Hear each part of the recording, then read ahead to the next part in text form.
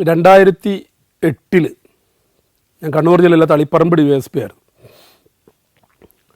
ആ കാലഘട്ടത്തിൽ പിന്നെ പെരിങ്ങോം എന്ന് പറയുന്നൊരു പോലീസ് സ്റ്റേഷൻ, പയ്യന്നൂർ സിയുടെ കീഴിലുള്ള ഒരു പോലീസ് സ്റ്റേഷനാണ് പെരിങ്ങോം. ഒരു മലയോര മേഖലയാണ്. പെരിങ്ങോം പോലീസ് സ്റ്റേഷൻ്റെ അതിർത്തി എന്ന് പറഞ്ഞാൽ ഒരുപാടുണ്ട്. ആലപ്പുഴ ജില്ലയുടെ വിസ്തീർണമുള്ള ഒരേ ഒരു പോലീസ് സ്റ്റേഷനാണ് ആ കാലത്ത് പെരിങ്ങോം.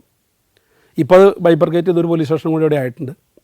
അപ്പോൾ ഈ പെരിങ്ങോം പോലീസ് സ്റ്റേഷനിൽ അധികവും ഈ തിരുവിതാംകൂർ ഭാഗത്തു നിന്ന് വന്ന് കുടിയേറിയ ആളുകളാണ് അധികം പേരും, കർഷകരാണ് അധികം പേരും.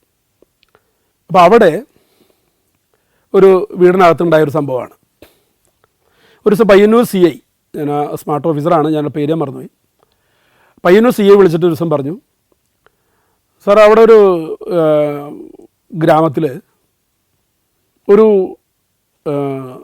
സ്ത്രീയെ കാണാതായിട്ടുണ്ട്, ഒരു വീട്ടമ്മയെ കാണാതായിട്ടുണ്ട്. 2 ദിവസമായിട്ട് വീട്ടമ്മയെ കാണാനില്ല. അപ്പോൾ അയൽവാസികളൊക്കെ ചോദിക്കുമ്പോൾ ഭർത്താവും ഭാര്യ മാത്രമേ ഉള്ളൂ ആ വീട്ടിൽ. ഭർത്താവ് പറയുന്നത് അവളെ നാട്ടിൽ പോയി. അപ്പോൾ അവർ ഈ കോട്ടയം, ഇടുക്കി ഈ ഭാഗത്ത് എവിടെയാണ് എന്നാണ് അവിടെ വന്നിരിക്കുന്നത്, ഒരു നാട്ടിൽ പോയി. അതങ്ങനെ ജനങ്ങൾ വിശ്വസിച്ചു, അയൽവാസികൾ വിശ്വസിച്ചു. അപ്പോൾ ഈ ഭർത്താവ് എന്ന് പറയുന്ന ആൾക്ക് ഒരു 26 വയസ്സ് പ്രായമുണ്ട്. ഈ ഭാര്യ എന്ന് പറയുന്ന ഈ സ്ത്രീക്ക് 38 വയസ്സ് പ്രായമുണ്ട്. ഒരു പ്രണയകഥയാണത്. ഇതൊക്കെ നാട്ടുകാർക്ക് അറിയാം. ഈ സ്ത്രീ 2 മക്കളുള്ള സ്ത്രീയായിരുന്നു, ഭർത്താവുള്ള സ്ത്രീയായിരുന്നു. അവിടെ നിന്ന് നാട്ടുകാരായ ഇവർ പ്രേമിച്ച് അങ്ങനെ അവർ അറിയാത്ത ദൂരെ അങ്ങനെ ഈ മലയോര ഗ്രാമത്തിൽ വന്ന് സെറ്റിൽ ചെയ്ത് ഇവിടെ അത്യാവശ്യം ഇയാൾ എല്ലാ ജോലിക്കും പോകും, ടാപ്പിങ്ങിനും മറ്റു കാര്യങ്ങൾക്കൊക്കെ പോകും. അങ്ങനെ ഭാര്യയും ഭർത്താവുമായിട്ട് 2 കൊല്ലമായിട്ട് അവിടെ താമസിക്കുകയാണ്. അപ്പോൾ അതിനടുത്തൊരു പുഴയൊക്കെ ഉണ്ട്. അപ്പോൾ ജനങ്ങൾക്ക് ഇങ്ങനെ സംശയം വരാൻ കാര്യം എന്താണെന്ന് വെച്ചാൽ, ഒരു ദിവസം കാലത്ത് ഈ ഭാര്യയെ കാണാനായിട്ടില്ലാതിൻ്റെ പിറ്റേ ദിവസം കാലത്ത് അയാളുടെ ഒരു സുഹൃത്തിനെ വിളിച്ചിട്ട് പറഞ്ഞു, പിന്നെ ഇവിടെ ഒരു കാട്ടുപന്നി പെട്ടിട്ടുണ്ട്, അത് ഫോറസ്റ്റുകാരൊക്കെ അറിഞ്ഞ പ്രശ്നമാണ്, നമുക്കതൊന്ന് ആ പുഴയിലൊന്ന് ഒഴുക്കാം, നല്ല കനമുണ്ട്, ഒന്ന് സഹായിക്കുമോ? അപ്പോൾ അടുത്ത സുഹൃത്താണ്, പക്ഷെ അവിടെ വന്നിട്ടുള്ള പരിചയമേ ഉള്ളൂ. അപ്പോൾ അയാൾ വീട്ടിൽ വന്നു. അപ്പോൾ അടുക്കളയിൽ ഒരു ചാക്കിൽ ഈ പന്നിയുടേതെന്ന് ഇയാൾ പറയുന്ന ആ ഇതൊക്കെ വെച്ചിട്ടുള്ള ഒരു ചാക്കിരിപ്പുണ്ട്. അപ്പോൾ ഇതാണ് ചാക്ക്. അയാൾക്ക് ഒറ്റയ്ക്ക് പൊക്കാൻ പറ്റില്ല, നല്ല ദൂരമുണ്ട്. പുഴ കുറച്ചപ്പുറത്താണ്, ഒരു 100 മീറ്റർ മാറി അപ്പുറത്ത് പുഴയാണ്, അവിടെ വരെ കൊണ്ടുപോവുകയുണ്ട്. നല്ല ഒഴുക്കുണ്ട്, മഴക്കാലമാണ്, അവിടെ ഇട്ടാണ്ട് പൊക്കോളും. പക്ഷേ ഇയാളുടെ ഈ ഒരു പരിഭ്രമം പോലെ അയാൾക്ക് തോന്നി. തന്നെയല്ല ഈ പന്നിയുടെ ഇതെന്ന് പറഞ്ഞിട്ടും അതും ഇതിൻ്റെ ഇതൊക്കെ ആയിട്ട് അതൊന്നും അങ്ങോട്ട് യോജിക്കുന്നില്ല, സിങ്കർണൈസ് ചെയ്യുന്നില്ല. അപ്പോൾ അയാൾ സ്വാഭാവികമായിട്ട് അവിടെയുള്ള പഞ്ചായത്ത് മെമ്പറോട് പറഞ്ഞു, അവരുടെ വീട്ടിലിങ്ങനെ സംഭവമുണ്ട്, അതിലെന്തോ എനിക്കൊരു ഡൗട്ട് അടിക്കുന്നുണ്ട്, അയാളുടെ ഭാര്യ കാണാനില്ല എന്നും പറയുന്നുണ്ട്, എന്താ ചെയ്യേണ്ട മെമ്പറേന്ന് ചോദിച്ചു. അങ്ങനെയാണ് മെമ്പർ പയ്യന്നൂർ CIനെ വിളിച്ച് പറയുന്നത്. അപ്പോൾ CI എന്നെ വിളിച്ചു, തളിപ്പറമ്പിലേക്ക് വിളിച്ചു. എന്നിട്ട് പറഞ്ഞു, സാറേ അവിടെ ഇങ്ങനെ ഒരു സംഭവം പറയുന്നുണ്ട്, അപ്പോൾ ഞാനങ്ങോട്ട് പോവാണ്, സാറൊന്ന് വരുന്നുണ്ടോ എന്ന് ചോദിച്ചു. ഞാൻ പറയാൻ വരാം, നമുക്ക് ഒരുമിച്ച് പോകാം. ഞങ്ങളതിനെ ഒരുമിച്ച് ചെന്നു. അപ്പോൾ അതൊരു ജീപ്പൊന്നും ചെല്ലുന്നൊരു വഴിയല്ല, ഒത്തിരി നടക്കണം മുകളിലേക്ക്, ഒരു 10-200 മീറ്ററിൽ കൂടുതൽ നടക്കാറുണ്ട്. ഒരു വലിയ ചെങ്കുത്തായൊരു സ്ഥലം, അതിൻ്റെ മുകളിലാണ് ഈ വീട്. അങ്ങനെ കുറച്ച് ആളുകളൊക്കെ അവിടെ ഇവിടെയൊക്കെ മാറി മാറി നിൽക്കുന്നുണ്ട്. ഈ ഭർത്താവ് എന്ന് പറയുന്ന ആളവിടെ മുറ്റത്ത് നിൽക്കുന്നുണ്ട്. അപ്പോൾ അയാളോട് മാറ്റി നിർത്തി ചോദിച്ചു, എന്താ സംഭവം? അപ്പോൾ അയാളൊന്നും പറയുന്നില്ല. അപ്പോൾ അയാളൊരു മുറിയിലേക്ക് കൂട്ടിക്കൊണ്ടുപോയി, CI ഞാനും കൂടി കൂട്ടിക്കൊണ്ടുപോയി. കാര്യം പറയേ, എന്താ ചാക്കിലെന്താ? അപ്പോഴേ ഒന്നും പറയണില്ല. എന്നാൽ ചാക്ക് തുറക്കാം അല്ലേ? തുറന്നോളൂ സാർ. അതിൽ എൻ്റെ ഭാര്യയുടെ ഡെഡ് ബോഡിയാണ്. എന്തോ ഡെഡ് ബോഡി ഇങ്ങനെയാണ് ഇരിക്കുക, ഒരു ചാക്കിലാണോ ഡെഡ് ബോഡി ഇരിക്കുക? അല്ല സാർ, ഞാനത് പീസാക്കി. എന്തിനായിരുന്നു? അതൊക്കെ എന്നോട് പിന്നെ ചോദിക്കാം. ഞാൻ ആദ്യം ചാക്കൊന്ന് പരിശോധിക്കട്ടെ. അങ്ങനെ അവിടെയുള്ള ആൾക്കാരൊക്കെ പുറത്തേക്ക് ഇറക്കി. പോലീസും ഇയാളും പഞ്ചായത്ത് മെമ്പറും മാത്രമായി.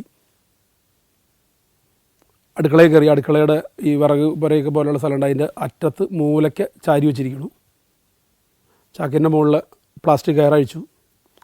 ഇങ്ങോട്ട് ചൊരിഞ്ഞു. എണ്ണി നോക്കി 32 കഷ്ണം. ഒരു പ്രണയകഥയുടെ പരിസമാപ്തിയാണ്. ഒരു ഡെഡ് ബോഡി എങ്ങനെ 32 കഷ്ണമാക്കിയിട്ട് നുറുക്കുക? അപ്പോൾ ഞാനത് ആരും എന്തും പറഞ്ഞാലും നമ്മളതങ്ങ് അപ്പാടെയും കൂടി വിഴുങ്ങില്ല, വിശ്വസിക്കില്ല ഒരു പോലീസ് ഓഫീസർ.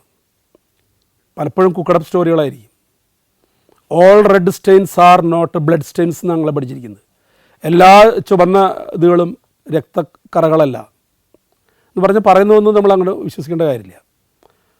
നമ്മൾ എങ്ങനെ നുറുക്കണു ഇത്രയും ഭാഗങ്ങളായിട്ട്? ഞാൻ ആക്സോ ബ്ലേഡ് വെച്ചു. ചന്തയിൽ പോയി നല്ലൊരു വാള് വാങ്ങിച്ചു. അതെവിടെ ഇരിക്കണു? ഇളത് കാണിച്ചു വന്നു. ബ്ലഡ് സ്റ്റെയിൻസ് ഉണ്ട്. പക്ഷേ ആ കത്തിയുടെ ആ ഒരു ഇതിൽ മാത്രം എനിക്ക് ചെറിയ ഡൗട്ട് ഉണ്ടായിരുന്നു മാത്രം. കാരണം ആ കത്തി കൊണ്ടൊക്കെ ഒരു മനുഷ്യൻ്റെ ശരീരത്തെ പോലെ മുറിക്കാൻ പറ്റുമെന്നൊക്കെ തോന്നിയിരുന്നു. പക്ഷേ ആക്സോ ബ്ലേഡ്. പിന്നെ നമുക്ക് അറിയേണ്ടത് ഇതിന് ആരെങ്കിലും കൂടെ ആരെങ്കിലും ഉണ്ടാവുന്നു. അതൊന്നും ആ സമയത്ത് ചോദിക്കേണ്ട സമയങ്ങളല്ല.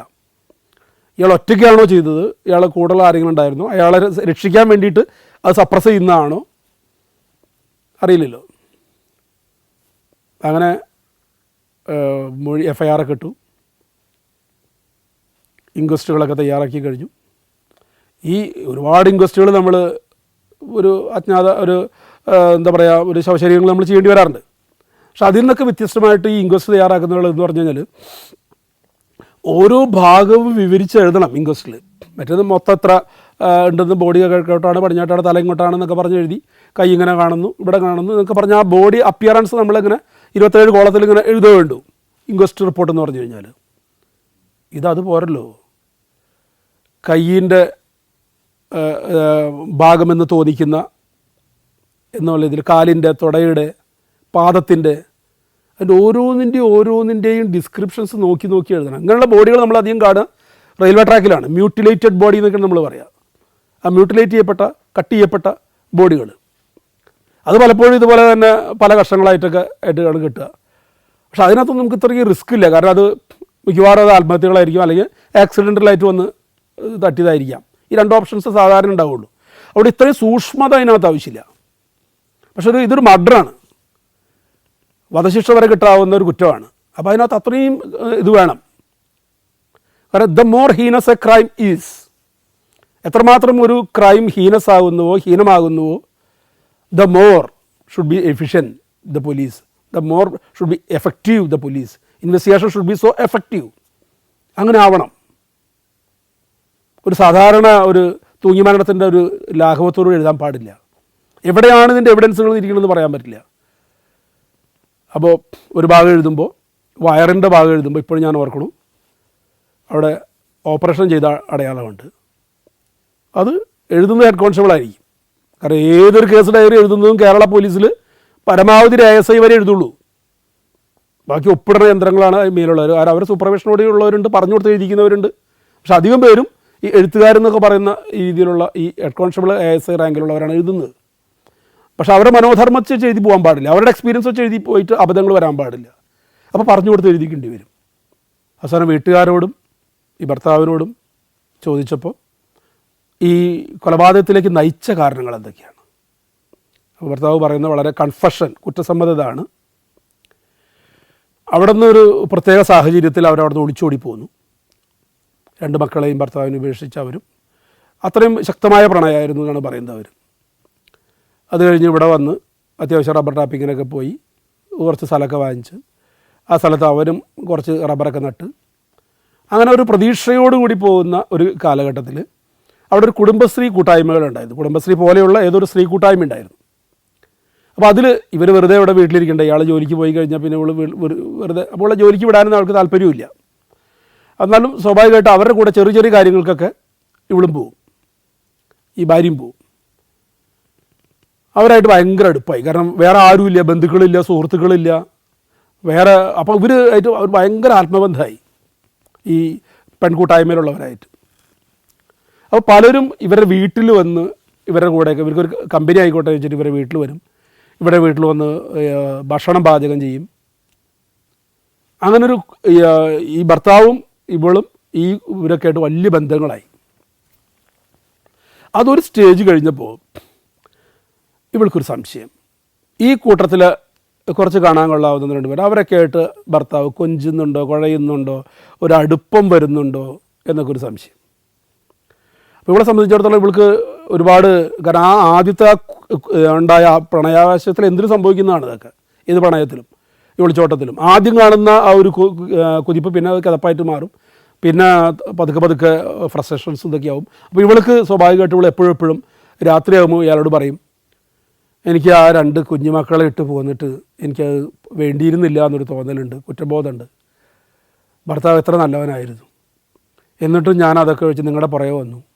ഇപ്പം നിങ്ങൾക്ക് എന്നോട് പഴയ പോലെ ഇഷ്ടമൊന്നുമില്ല, നിങ്ങൾക്ക് ഇപ്പോഴും അവളുമാരൊക്കെ ആയിട്ടാണ് വലിയ ഇഷ്ടം.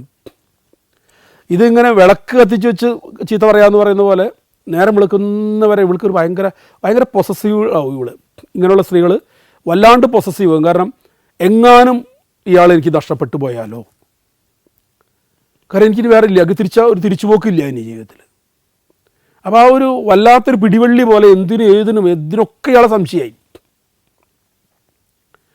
വഴക്കായി ഇടയ്ക്കിടയ്ക്ക്. ഇയാൾ പറയുന്ന കാരണത്രയേ ഉള്ളൂ, ഇത്രയ്ക്ക് തന്നെയാണ്. അവളുടെ ഉപദ്രവം സഹിക്കുക വയ്യാതെ, ജീവിക്കാൻ സമ്മതിക്കാത്ത രീതിയിൽ ഇവളിങ്ങനെ ഓരോന്ന് പറഞ്ഞ് വന്നിട്ട് മടുത്തു ജീവിതം എന്നാ അവിടെ അവസാനിപ്പിച്ച് കളയാം. അങ്ങനെ ഒരു കടുത്ത തീരുമാനം. അയാൾക്ക് അങ്ങനെ ഒരു നാട്ടിലൊക്കെ അന്വേഷിക്കുമ്പോൾ ഒരു ക്രിമിനൽ ബാക്ക്ഗ്രൗണ്ട് എന്നുള്ള ഒരാളല്ല. പക്ഷേ ഈ 2 പേരും മാത്രമുള്ള ഒരു വീട്ടിൽ എത്ര സന്തോഷത്തോടുകൂടി കഴിയേണ്ടുന്ന ഒരു അവസ്ഥയിൽ ഇതുപോലത്തെ ഒരു സാഹചര്യം വന്ന് അവളെ കൊല്ലുന്നു. പക്ഷേ ഒരു അന്വേഷണ ഉദ്യോഗസ്ഥ രീതിയിൽ എനിക്കവിടെ മനസ്സിലാക്കാൻ പറ്റാത്ത ഒരു നിഗൂഢ ഭാവം എന്താണെന്ന് വെച്ചാൽ, എങ്ങനെ കഴിയുന്നു എന്നുള്ളതാണ്. ഒറ്റ വെട്ടിന് കൊല്ലുന്നത് പോലെയല്ലല്ലോ, എത്ര സമയമെടുത്തിട്ടാണ്. അതിൻ്റെ ഉറക്കത്തിലാണ് കൊന്നതെന്നാണ് പറഞ്ഞത്. ഉറങ്ങി കിടക്കുമ്പോഴാണ് ആദ്യം വെട്ടി പിന്നെയാണ് അറക്കെന്ന് പറയുന്നത്. അപ്പോൾ ആ ഒരു കൈയായാലും കാലായാലും ഈ 2 വർഷം ഒരുമിച്ച് ജീവിച്ചിട്ട് ഇങ്ങനെ അവനെ സംശയിക്കുന്നു എന്നുള്ളൊരു കാരണം കൊണ്ട് മാത്രം, അല്ലെങ്കിൽ അവനൊരു വേറൊരു ബെറ്റർ ലൈഫ് വേറെ വേണമെന്ന് ആഗ്രഹിച്ചിട്ട് അവൻ്റെ ആ സെൽഫിഷ്നെസ് കൊണ്ട് ഒറ്റയ്ക്ക് ഇരുന്ന് എങ്ങനെ ഈ ഇത്തരത്തിൽ ഒരു ശരീരം 32 കഷ്ണങ്ങളാക്കി മാറ്റാൻ കഴിയുന്നു എന്നുള്ള മാനസികാവസ്ഥ.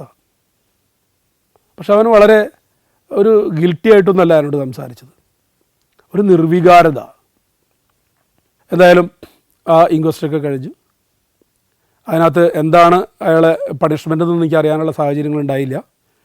കുറേ കാലം ഞാൻ പയ്യന്നൂർ സ്റ്റേഷനിലേക്ക് വിളിച്ചുകൊണ്ടിരുന്നു.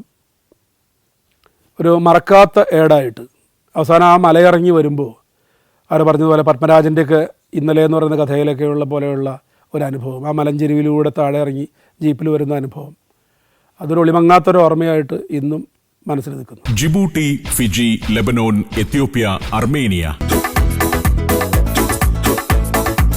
സഞ്ചാരം വോളിയം നമ്പർ 17. ഫുൾ HD-യിലുള്ള ഈ അപൂർവ ദൃശ്യയാത്രാ വിവരണ ശേഖരം സ്വന്തമാക്കാൻ സഞ്ചാരം എന്ന് SMS ചെയ്യൂ. ഫോൺ 9995 444 222. 2013 ഞാൻ ഗുരുവായൂർ ACP ആയിരുന്നു. ആ സമയത്ത് ഒരു തെരുവിൽ കാണപ്പെട്ട ഒരു മൃതദേഹത്തെക്കുറിച്ചുള്ള ഒരു അന്വേഷണം, അത് വളരെ ഞെട്ടിപ്പിക്കുന്ന ഒരു രീതിയിലാണ് അത് അവസാനിച്ചത്. അതിൻ്റെ സീക്വൻസ് ഇങ്ങനെയാണ്. ഗുരുവായൂർ കിഴക്കേ നടയിൽ റെയിൽവേ ഗേറ്റിനടുത്തായിട്ട് കുറേ കടകളുള്ളതിൻ്റെ ആ കടവരാന്തയിൽ ഒരു സ്ത്രീ മരിച്ചു കിടക്കുന്നു. പ്രായമുള്ള സ്ത്രീയാണ്, നഗ്നമാണ് ബോഡി, നേക്കഡ് ബോഡിയാണ്, വസ്ത്രങ്ങളൊന്നുമില്ല. അങ്ങനെ പോലീസ് പോയി അവിടെ ഇൻക്വസ്റ്റൊക്കെ തുടങ്ങാറായി. FIR ഒക്കെ ഇട്ടു. ഇൻക്വസ്റ്റ് നടപടികൾ തുടങ്ങി. കുറച്ച് കഴിഞ്ഞപ്പോൾ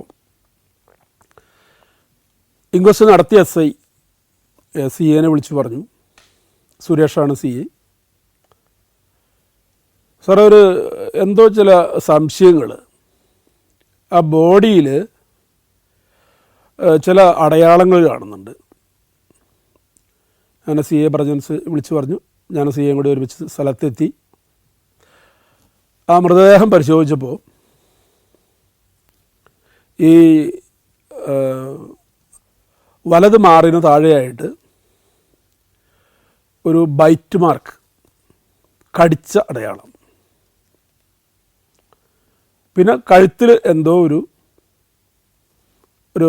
മാർക്ക് കൂടിയുണ്ട്, ഒരു അടയാളം കൂടിയുണ്ട്. ഇത് രണ്ട് മാത്രമേ ബോഡിയിൽ കാണാനുള്ളൂ.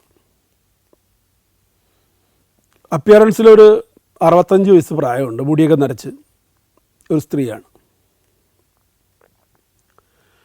അപ്പോൾ അവിടെ പരിസരത്തൊക്കെ അന്വേഷിച്ചപ്പോൾ 2-3 ദിവസമായിട്ട് ഈ സ്ത്രീനെ ഗുരുവായൂർ ബസ് സ്റ്റാൻഡ് പരിസരത്തൊക്കെ കണ്ടിരുന്നു.